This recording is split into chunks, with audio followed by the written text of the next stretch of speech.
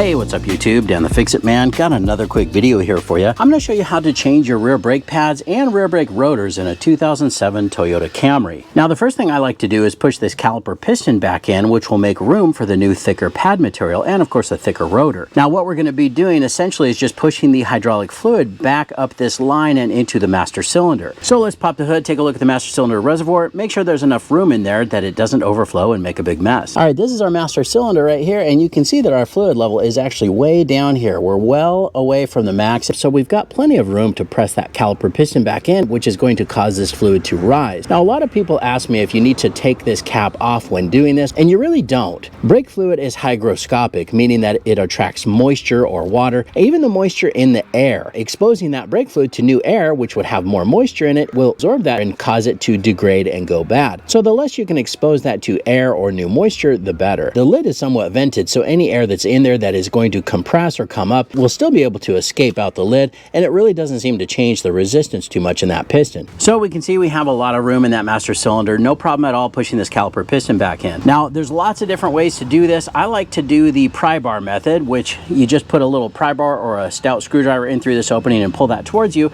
and that will press the caliper piston in and push the fluid backward. Now you can also take the caliper off and use a C-clamp or a caliper compression tool, but the pry bar method seems to be the quickest.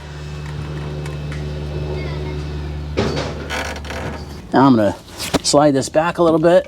I'm going to shift in between the inside pad and the rotor to make sure we can get that piston pushed all the way back in.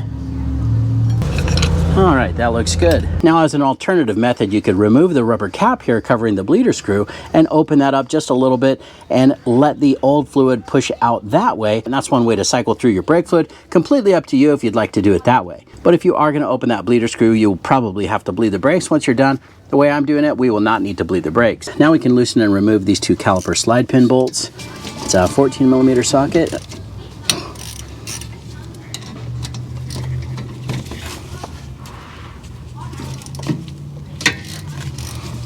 Now that I've broken those loose, I'm just going to zip these out with the Milwaukee.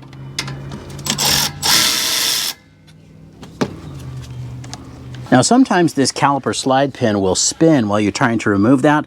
If that's the case, you can grab an open end wrench, a 14mm, and put it on the slide pin. That will hold that steady while you take these out. But these are a little sticky, so they're not moving at all. There we go. Now we can take off the caliper. These rear calipers are really lightweight. A lot of times you can just prop it up over here out of the way. I'm still going to use a caliper hook here, and I'm just going to swing this around and put it up here on the coil spring. Now we can take out the old brake pads. You can see this one here had the little squealer that was scratching on the rotor and making some noise. Take out the outside pad. All right, now we need to take out these two caliper bracket bolts. That's also a 14mm. And we'll zip these out.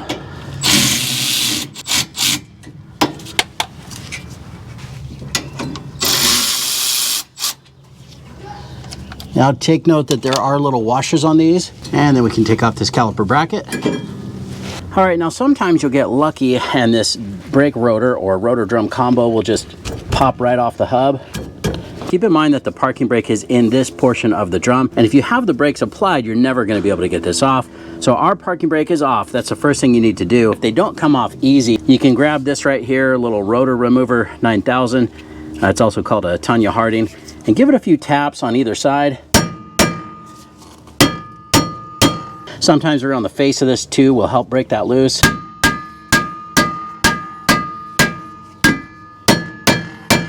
This one's stuck on there pretty good. Fortunately, we've got two threaded holes in the face of this drum or disc drum combo. If you grab two of these bolts, these are M8 by 1.25, and you just thread these in and then tighten them, what they'll do is they'll act as like a little press or a force screw, which will pop this drum off of that hub. See if I can get this one started. Sometimes those are pretty corroded, but I think we got it. Let's give it a try here. So tightening these should pop that off. And that's just wanting to spin. Ah, there we got it. See that? Now it's coming right off. So I'm going to take these bolts out, and we'll use them the next time we need them. Now the drum disc drum combo will pop right off. Sometimes a little lip will build up on the inside of this. This one isn't too bad. Now, if it's on there really tight and you can't get it to come off, you're gonna have to pop out this little rubber plug, and there's a little star wheel adjuster, and you're gonna have to spin that backwards in order to get this to back off. Basically, it'll loosen those shoes, or it'll bring those shoes together. I'm not sure if you need to go up or down. I'll take a closer look here in a minute. You see that right there? That's all you need to do is just spin that with a screwdriver. That's gonna cause these shoes to come in a little bit, and you'll be able to get that drum off. Now, before I put the new drum on, I'm gonna clean the surface of this hub with this wire wheel. Now, before you do that, just make sure you wear some safety glasses.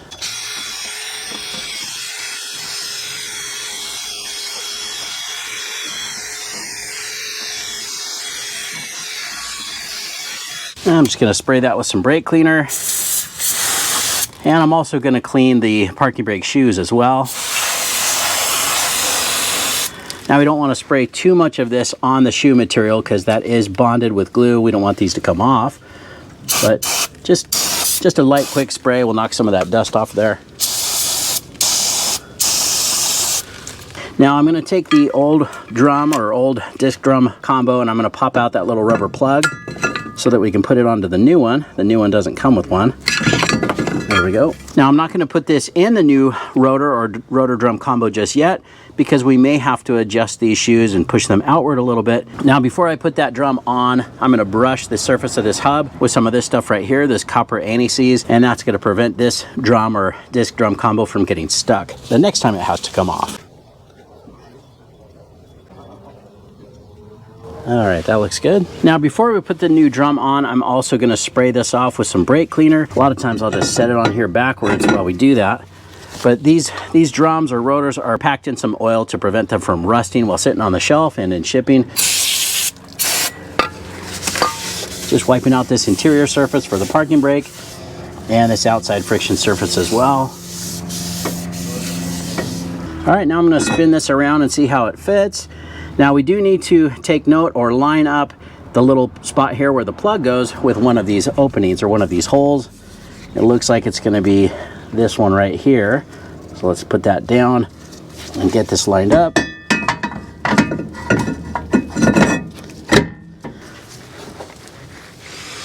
So I verified that going up is to tighten this side. So if this is stuck and you can't get it off on this, at least on the driver's side, you're going to want to push that down to push those shoes in.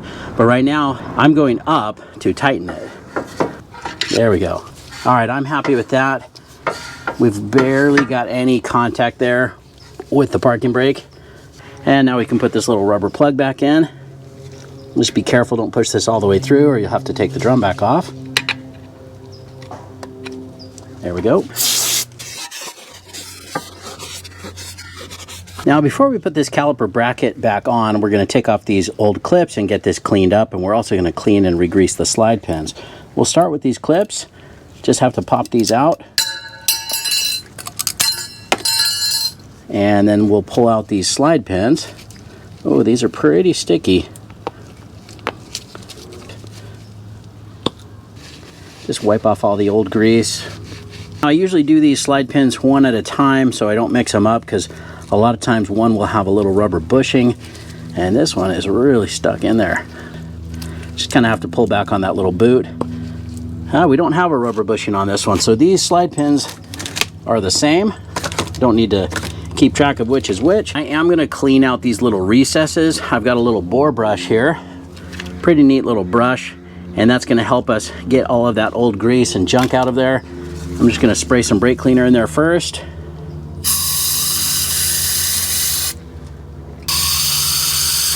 Now you can pull off these rubber boots too if you like, but just spin that around and try to clean up all that dirty old grease on there.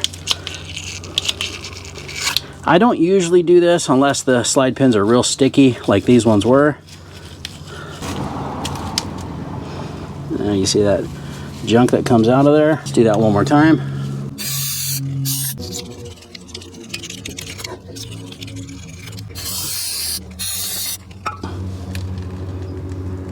Okay, and I'm going to let that dry out a little bit before I put these slide pins back in. All right, now we can grease up the slide pins here with some of this caliper grease. This is from VersaChem. It's this nice pretty blue color. Just don't want to use too much of this stuff. Just a little thin coating on there should be good. And we'll pop that back in. Now the little boot will just slide up onto the pin, but sometimes you have to squeeze that to get rid of any excess air. Okay, that looks good. You can see it'll push in and doesn't push back out. And it's moving nicely just the way we would want it to. And now let's do the other one here. Let's get that all cleaned up. Put some grease on it and we'll pop it in. Just kind of spin it as you go. There we go. See, it's wanting to push back out. Just got to squeeze that boot. Kind of spin it while you squeeze it. And you can hear all that air burp out of there. And now that's looking good. Now, before I put the new clips on this bracket, I'm going to clean the surface with a wire wheel. On a drill, just remember to wear some safety glasses if you're going to do that.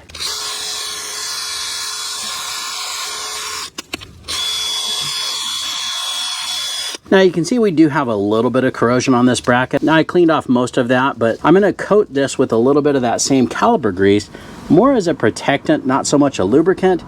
And I know this seems counterintuitive because this is going underneath the clip, but again, this is just to prevent any more corrosion or buildup of rust underneath that clip that can cause your pads to lift and or bind. Now, our kit came with 2 sets of these replacement clips. These are somewhat a universal brake pad kit, I guess, from O'Reilly, but you'll notice that they are stamped different. There's H3320 and H3321. It comes with 8, and of course, we only need 4. We're gonna use the ones that say H3321. And all we need to do is just line these up and snap them in place. You might just have to press that center piece down. That's kind of the trickiest part, but I think we got it okay. Just kind of lining that up, getting that little centerpiece started, and then snap it down. And then you just need to use your finger or something else to pry in there and press that center tab in. Now I also like to just put a really thin layer of that same caliper grease on these abutment clips. Now, I know a lot of people say that'll just gather dust, but I think just a really thin coat will help the pads slide smoothly without getting bound up. So the last thing you want to do is have your brakes bind, so I think just a little thin coating is going to do us just fine. Now, before I put that caliper bracket back on, I'm just going to put a little bit of this medium strength thread locker on these caliper bracket bolts. This is from Permatex, just their medium strength blue. That'll just prevent these bolts from backing off accidentally. And that looks good. Remember, these have got the little washer on them, so don't forget that. If it did come off, ours just stayed with the bolt, so we didn't have to worry about that. And then we can just bring that caliper bracket back around and get these started.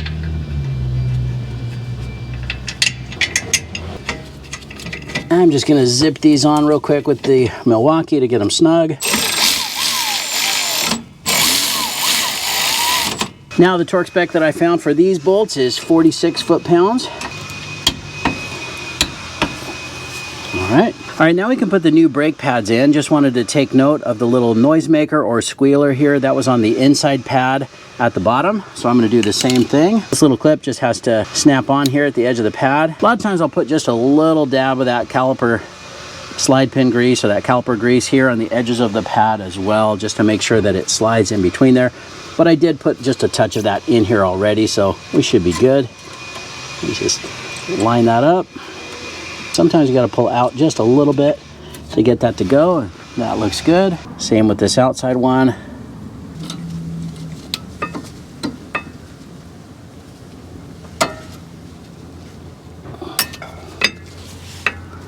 Okay, that looks good. Now I also like to put a little bit of this stuff right here. This is Silicone Ceramic Extreme. It's a higher temperature brake grease, but just a little thin coat on the outside of that brake pad shim. Just that real thin coating seems to help dampen some of the vibrations that cause the noises or squeals with brakes. All right, now we can bring our caliper back down. Now here's where you want to inspect the caliper, make sure that this dust boot looks okay, that there's no major buildup or anything. Now sometimes I'll just hit that with a little wire brush just to knock off any of the dust or debris that's up in there. That gives you a chance to inspect your boot here. Looks like we're popped out a little bit, but just kind of massage that back in with your finger. That looks okay. All right, that looks good. This is now ready to go back over the pads. And we're just going to pull in a little bit on the slide pins while we do that. And then we get these slide pin bolts started. Just going to thread them in by hand first. And we'll get these snug with this Milwaukee ratchet.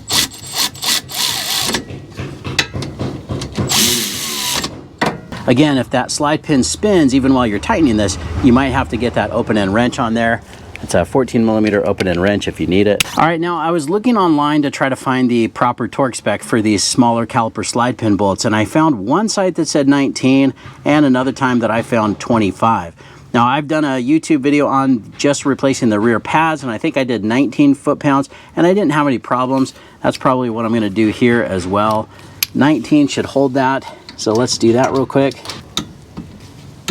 Now, if that's supposed to be 25, or if you guys find 25 written somewhere in the manual, let me know and I'll update this. But I went with 19 on the smaller ones and 46 on the larger ones. Again, I may be wrong on that, so I would recommend you double check your manual. But that's pretty much it. Now, before you drive off, you need to go in the vehicle and step down on the brake pedal several times until the pedal feels firm. What that's doing is pushing this caliper piston back out, pressing those pads up against the rotor where they need to be. Now, when you do that, don't press the pedal all the way to the floor. That can damage the seals in your master cylinder. Just press it down halfway several times until it feels firm, and you should be good to go. Also, don't forget to double check the fluid level in your master cylinder as well. Make sure that that reservoir is all topped off where it needs to be. I hope you liked this video. Please give it a thumbs up and subscribe if you don't mind. That does help me out. And of course, I'll get a link in the description to some of the parts and tools used in the video as well. Thanks so much for watching, and good luck.